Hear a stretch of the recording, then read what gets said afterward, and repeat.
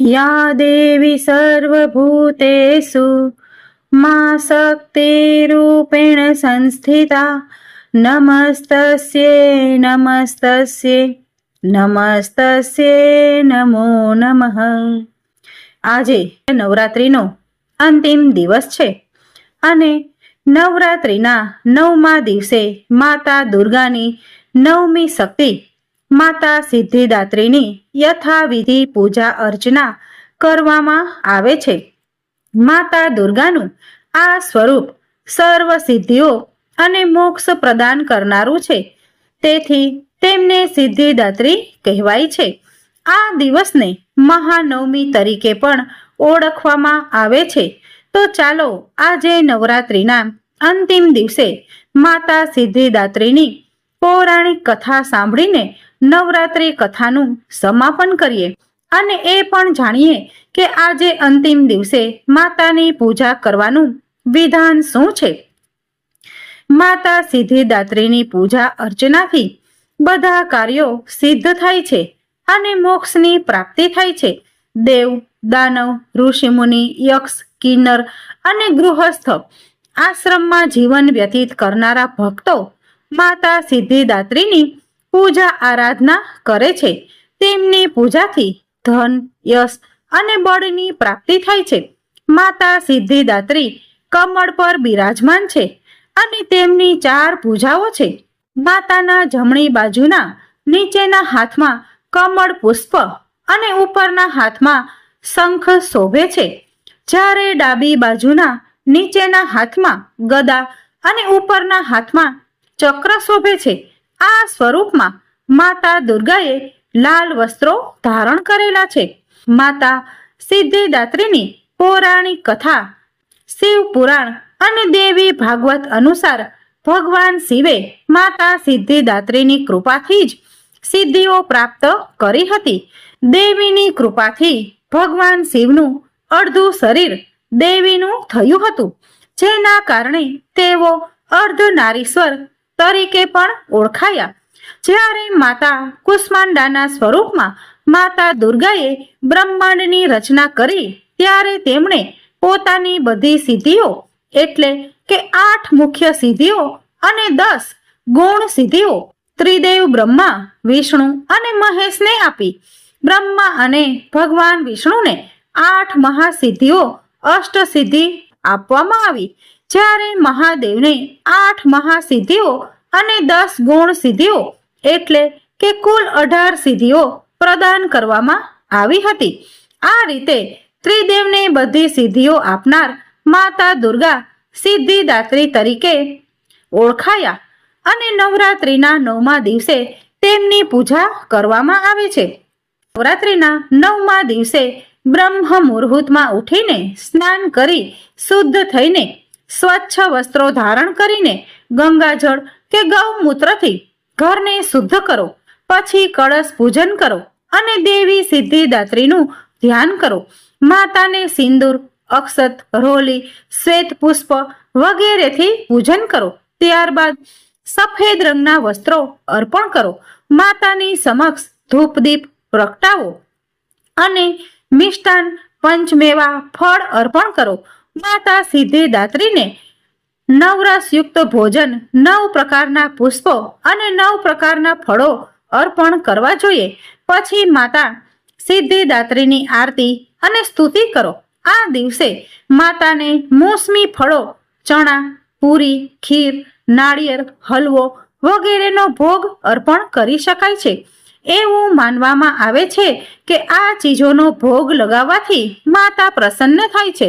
આ દિવસે ઓમ દેવી સિદ્ધિદાત્રી નમઃ મંત્રનો જાપ કરીને માતાનું ધ્યાન કરવું જોઈએ। ઘણા ભક્તો 9મીના દિવસે કન્યા પૂજન પણ કરે છે। જો તમારા ઘરમાં પણ 9મીના દિવસે કન્યા પૂજન થાય છે તો તમે દેવી દુર્ગાના સ્વરૂપ તરીકે કન્યાઓનું પૂજન કરી શકો છો। 9મીના દિવસે યજ્ઞ અને હવનનું પણ વિશેષ મહત્વ છે। જો શક્ય હોય તો તમે તમારા ઘરમાં કે આસપાસના લોકો સાથે મળીને નાનો હવન કરી શકો છો। તમે કોઈ સુયોગ્ય બ્રાહ્મણને આમંત્રિત કરીને યજ્ઞ હવન કરાવી શકો છો। હવનમાં બધા દેવી દેવતાઓના નામની આહુતિ આપવામાં આવે છે. દુર્ગા સપ્તસતીના તમામ શ્લોકો સાથે માતા દુર્ગાના નામે આહુતિ આપવામાં આવે છે.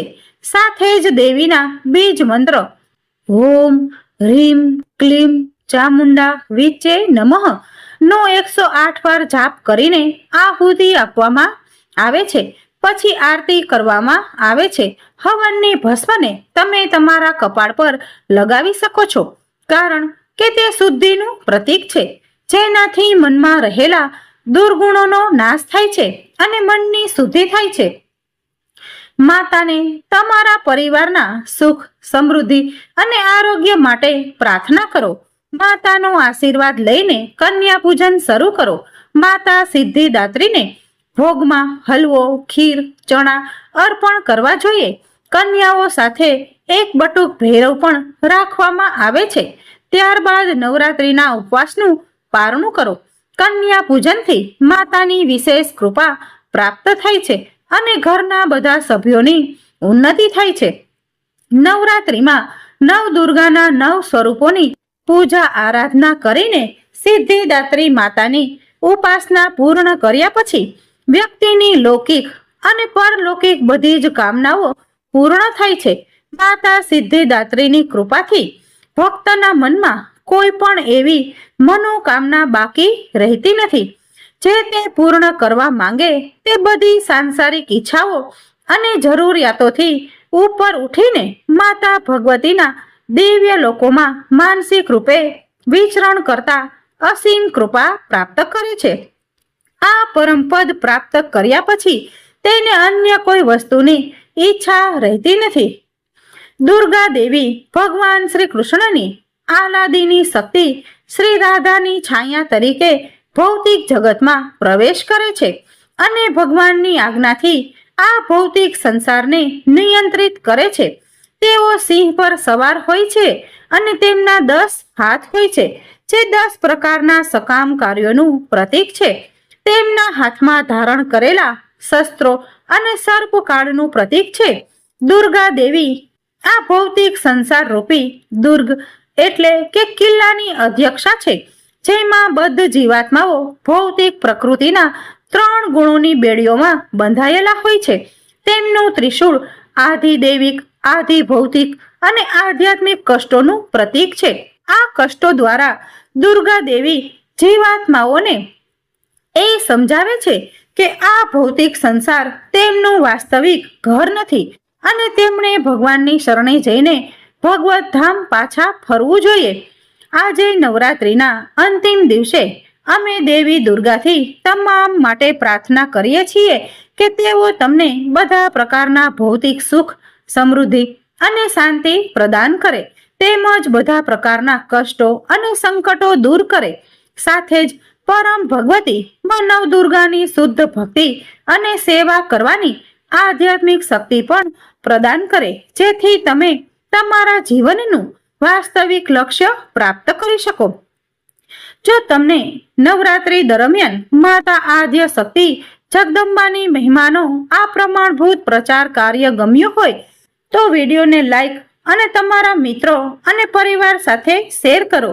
અને ચેનલને હજી સુધી સબસ્ક્રાઇબ નથી કરી તો ચેનલને સબસ્ક્રાઇબ કરી નોટિફિકેશન ઓન કરી દેજો, જેથી આવનારી કથાઓની માહિતી આપ સુધી તુરંત પહોંચે. આજે નવરાત્રી કથાનું સમાપન કરતા પરમ આદ્ય શક્તિ માતા જગદંબાને શતકોટી પ્રણામ કરીએ છીએ અને તેમની પાસે પરમ આધ્યાત્મિક શક્તિ રૂપી આશીર્વાદની કામના કરીએ છીએ. બોલો માનવ દુર્ગા માત કી જય.